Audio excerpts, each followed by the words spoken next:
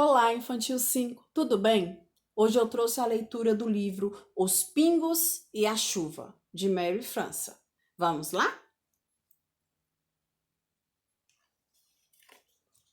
Pingo de sol abre a janela e diz: Que lindo dia! Um bom dia para pescar. Todos os pingos querem pescar. Pingo de flor prepara a merenda. Vamos, vamos, vamos logo, diz o pingo de sol com sua vontade de participar. Eles vão até o rio, mas o rio não tem água nem peixe. Eles perguntam: Rio, onde está sua água? Minha água está nas nuvens, diz o rio. O sol evaporou a água e ela subiu para as nuvens. Os pingos querem pedir à nuvem para devolver a água do rio, mas na nuvem não dá para chegar. Como chegar até lá?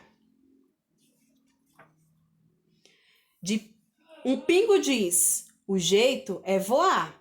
Lá de cima eles podem ver o quintal deles e o rio seco ao mesmo tempo.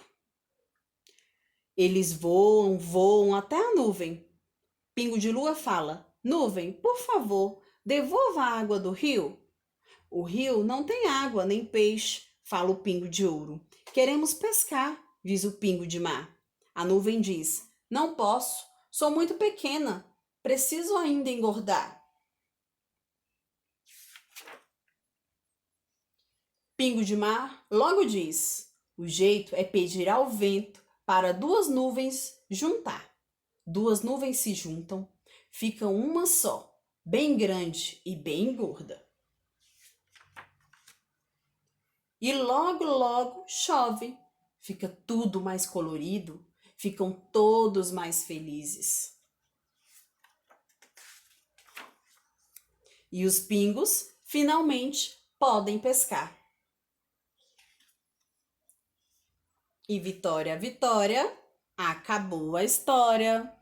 Tchau, tchau, Infantil 5. Até a próxima leitura.